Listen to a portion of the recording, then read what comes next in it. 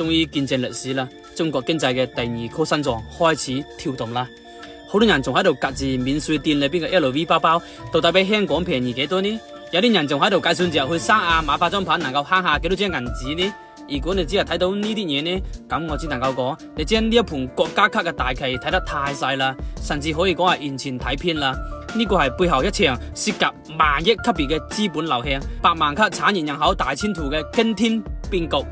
點解講呢個係中國經濟嘅第二顆心臟呢？點解講呢個係俾內地嘅傳統製造業嘅一劑猛藥呢？請聽我認真咁分析俾你聽。我哋先睇第一個重點，亦即係讓無數內地老闆呢幾個月都睡冇着覺嘅經驗。加工增值30%免關稅呢幾個字，你聽起身可能覺得平平無奇，但係喺行家眼裏邊呢，呢個就係製造業大洗牌要來啦。係咩意思呢？按照封關之後嘅政策，內地貨物入島退稅，而對於長三角、珠三角嗰啲仲喺度拼成本賺辛苦錢嘅傳統組裝廠來講呢，真正嘅降維打擊來啦。因為只要喺海南進行加工，增值超過30%，再進入內地嘅話，呢個就係零關稅。咁意味着咩呢？我哋幾個簡單嘅例子，以前你從澳洲進口嗰啲冷凍嘅牛肉，關稅增值稅一加呢，價格就冇便宜啦。而家呢，只要你將工廠搬到海南，進口牛肉喺海南進行新加工，比如製造成高附加值嘅牛排啊、預製菜啊，只要增值超過30%，呢班牛肉再賣到上海、賣到北京呢，佢就係國貨免關稅。咁可能有朋友講啦，呢個對於內地嗰啲辛辛苦苦做咗十幾廿年嘅傳統工廠，係冇係一種冇公平呢？國家點樣要用嗰啲洋貨嚟衝擊國貨呢？國家可能比你諗得更加透徹啊！而家嘅國際局勢大家都清楚啊，歐美嗰邊呢就搞貿易壁壘，搞脫歐，鍛煉我哋內地嘅傳統製造業。如果仲守住以前嗰種拼低成本、拼組裝嘅老路呢，咁只有死路一條。國家呢一招睇上去呢就係俾內地嘅製造危機，實際上呢係逼着你冇得冇做高端嘅產品。如果你係嗰種高能耗低附加值嘅組裝廠，那麼你確實會好難受。咁如果你係有技術含量嘅企業呢，你就會發現海南就係國家為你準備嘅應對全球貿易壁壘嘅轉口基地同埋避風港。最近呢3個月呢，好多浙江啊、東莞嘅工廠呢，紛紛到海南攞地，瘋狂咁湧入海南。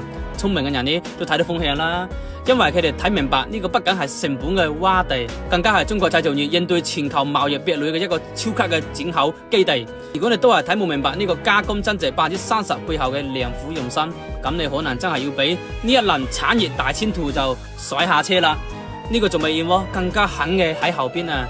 搶人大潮可能要來啦，係海南反轉過來，要問北上廣深攞人。海南封關之後，高端人才緊缺，個人所得稅最高只係收15%。你知道呢個對內地一線城市意味着咩呢？喺北上廣深，一個年薪8萬嘅企業高管、金融精英，佢要交嘅個稅最高呢係達到45%噶，辛辛苦苦賺100萬，將近一半要交上去啦。但係喺海南封頂係15%，呢個30%嘅差價足夠讓你喺三亞碼頭海景房嘅首付啦。所以好多人喺度鬧，講海南喺度吸血，將北上廣深嘅稅源都抽走啦。呢個係自家兄弟喺度搶飯碗。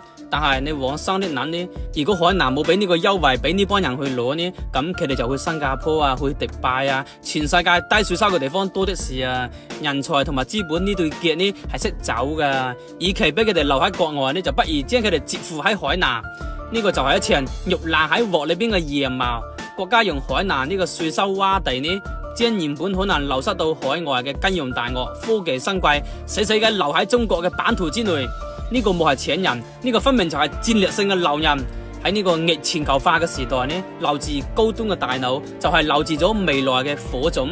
再同你講最後一張王牌，亦即係最核心嘅機密，金融防火牆。呢個先至係封關運作嘅終極大招，人民幣嘅實戰演練場。簡單來講，海南將成為一個類似新加坡嘅金融飛地。喺呢度資金嘅政策將會係前所未有嘅自由。長久以來呢，人民幣國際化最大嘅痛點係乜嘢？人民幣就未得好似美元咁樣自由流動。我哋冇揀完全開放資本嘅管制，因為驚俾華爾街嗰班金融強爆俾收割啦，驚重演98年東南亞金融風暴嘅慘劇。但係冇開放呢，人民幣就永遠侵唔到去，點好辦呢？那麼海南就係答案啦。國家俾海南穿上一件防彈衣，將海南作為一個壓力測試區。喺呢度，人民幣可以大膽咁進行國際化嘅試錯，同美元、歐元嘅自由兌換呢，亦都成為現實。呢個係一次將金融風險隔離喺國外之外嘅偉大實驗，亦都係我哋人民幣走向世界嘅必經之路。分析到呢度，大家應該都明白啦。海南封關根本就冇係為咗人哋去買2瓶便宜嘅化妝品，買幾隻 LV 嘅包包，而係國家為咗應對未來30年嘅全球變局，精心打造嘅中國經濟嘅第2顆心臟。當呢一顆心臟從今日開始強有力嘅跳動嘅時候呢，輸送嘅血液將流遍你全身。呢一跳呢，不僅係為咗海南，更加係為咗整個中國能夠喺未來嘅驚濤駭浪中，緊緊握住過呢一張通往下一個時代嘅船票。